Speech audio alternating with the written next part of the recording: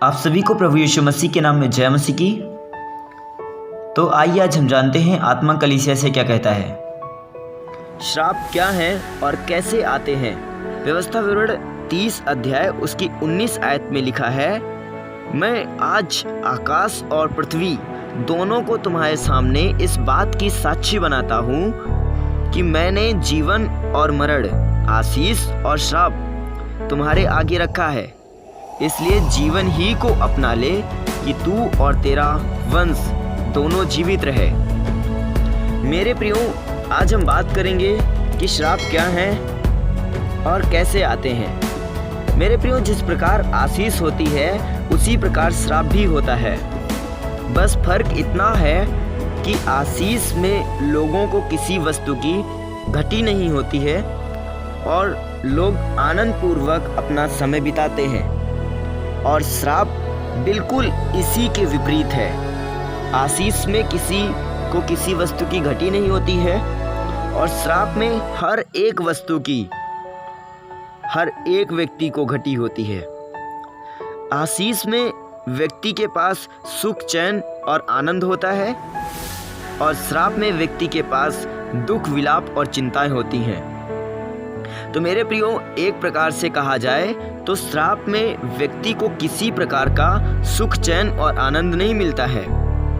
हो सकता है व्यक्ति बहुत ही अधिक कमाता हो, पर जब भी आप उससे बात करेंगे तो वो कर्ज में फंसा हुआ ही आपको मिलेगा। क्यों ना उस व्यक्ति के पास बहुत जमीन हो और वो खेती करता हो, पर जब भी आप उससे मिलेंगे तो वो आपको गरीबी की हालत में ही मिलेगा। मेरे प्रियो, कई बार लोगों के पास धन तो बहुत आता है पर वो कहीं ना कहीं चला ही जाता है, कई बार बीमारी में तो कई बार कर्जे में। तो मेरे प्रियो, ये श्राप होता है जो लोगों को सुख, शांति मिलने नहीं देता है। तो मेरे प्रियो, अब हम बात करेंगे कि ये आता कैसे है, क्या कारण है जो श्राप हमारे जीवनों में आ जाता है। मेरे प्रियो, बाइबल हमें बताती है, व्यवस्था विवरण 11 अध्याय उसकी 26 से 28 में, सुनो, मैं आज के दिन तुम्हारे आगे आशीष और श्राप दोनों रख देता हूँ। अर्थात यदि तुम अपने परमेश्वर यहोवा की इन आज्ञाओं को जो मैं आज तुम्हें सुनाता हूँ मानो तो तुम पर आशीष होगी, और यदि तुम अपने परमेश्वर यहोवा की आज्ञाओं को नहीं मानोगे और जिस मार्ग की आज्ञा मैं आज सुनाता हूँ उसे तज कर दूसरे देवताओं के पीछे हो लोगे जिन्हें तुम नहीं जानते हो, तो तुम पर श्राप पड़ेगा। तो मेरे प्रियो, यदि हम परमेश्वर की आज्ञा मानकर उसके बताए हुए रास्ते पर चलते हैं तो आशीष होती है, और यदि उसकी आज्ञा को तज कर दूसरे ईश्वर के पीछे हो लेते हैं तो श्राप आता है।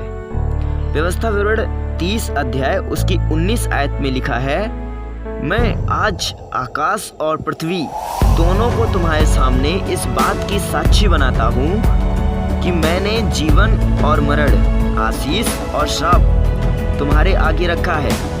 इसलिए जीवन ही को अपना ले कि तू और तेरा वंश दोनों जीवित रहे।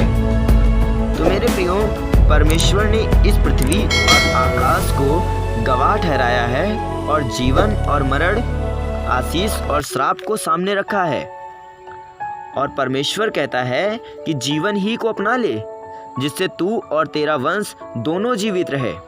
तो मेरे प्रियो, परमेश्वर तो चाहता है कि आप श्राप में ना पड़ो, आप मरण को ना अपनाओ, पर मनुष्य ही जानकर उस रास्ते को चुनता है जो सही नहीं है, जो धोखे से भरा पड़ा है। तो मेरे प्रियो, सही मार्ग चुने और श्राप और मृत्यु से बचें, क्योंकि परमेश्वर यही चाहता है।